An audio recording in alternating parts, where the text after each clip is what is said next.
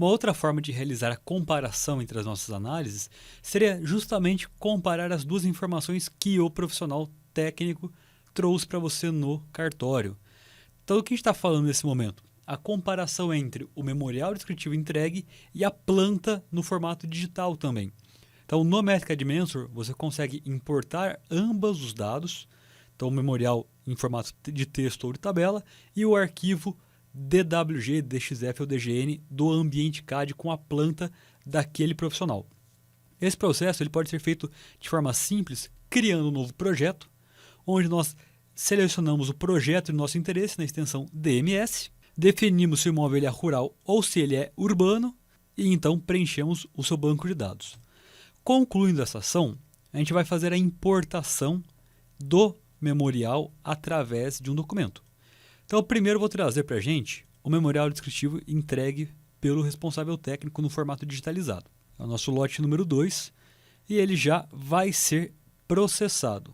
Uma vez processado, os dados já são interpretados para a gente, ângulos e distâncias e coordenadas quando houver. Aqui a gente só tem um par de coordenadas, então não seria o suficiente para criar uma nova análise somente de coordenadas. Conclua a ação, ele gera a nossa análise e nós finalizamos esse processo. Com a restituição em tela, a gente já consegue buscar uma nova análise para realizar a importação do desenho ou da planta desse profissional. Então, dessa vez, nós utilizaremos o recurso polígono perimetral de um desenho. É necessário que o perímetro esteja fechado e seja entregue sem informação adicional, como rachuras, imagens, tabelas, textos ou blocos.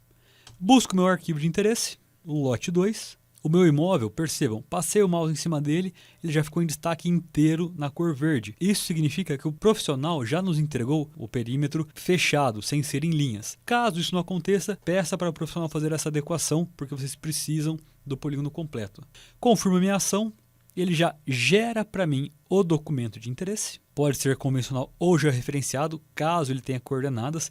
Percebam, coordenadas do tipo UTM, 6 casas em X, 7 casas em Y. Já conversamos sobre isso daqui anteriormente. Concluo a minha operação e a gente vai inserir a análise 2 e a análise 3. Podemos ordenar as nossas informações para que elas apareçam uma abaixo da outra, nossas análises. E aqui a primeira grande questão é, vamos comparar os valores trazidos nas áreas.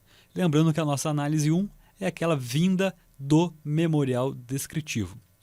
Então, 263.037 me gerou uma diferença de 0,08 metros quadrados, se comparado com a análise de ângulos e distâncias do arquivo DWG, e se eu comparo ainda assim com a análise de coordenadas do mesmo arquivo DWG, temos uma diferença de 0,09 metros quadrados, uma diferença muito pequena entre os nossos arquivos, praticamente irrisória. A gente pode realizar a comparação de nossas análises para identificar alguma questão que passou desapercebido dos nossos olhares. Então a gente percebe qual que é a representatividade dessa variação para o nosso imóvel, 0,03%. O que variou? Ele traz para a gente em destaque as nossas análises.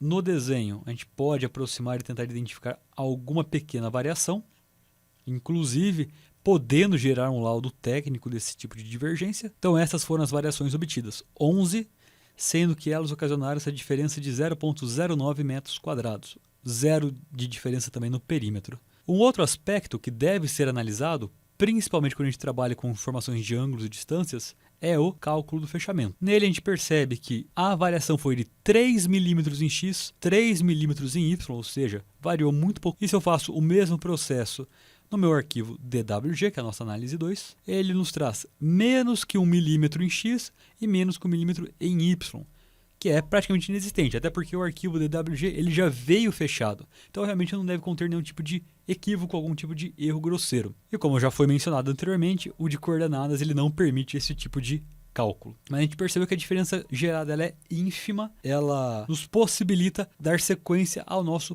projeto, ao nosso processo. Pego meu arquivo por coordenadas, venho no Google e eu desejo fazer a sua visualização. Então eu entro com o arquivo da georreferência, então se eu tiver coordenada, introduzo a coordenada e a georreferência do meu imóvel. Como vocês já sabem, aqui em Piracicaba, estamos trabalhando com o sistema UTM, siglas 2000, sul-oeste, meridiano central, 45, fuso 23. Confirmação, eu já tenho a visualização do meu imóvel no Google. E a partir de então, já me possibilita levarmos a análise ao SIG.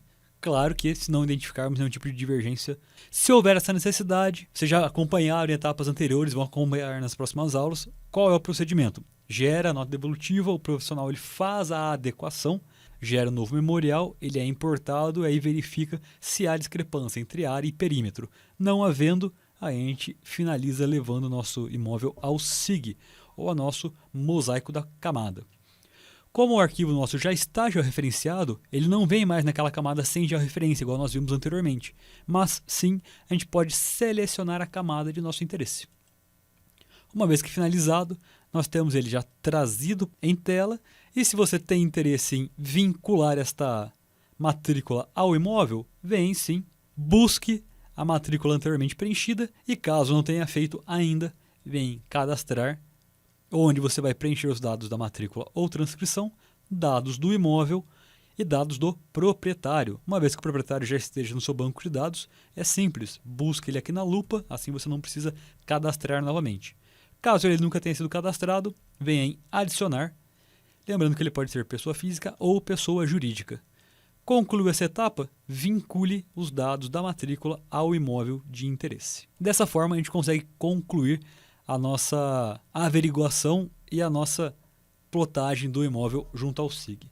Muito obrigado e até a próxima aula.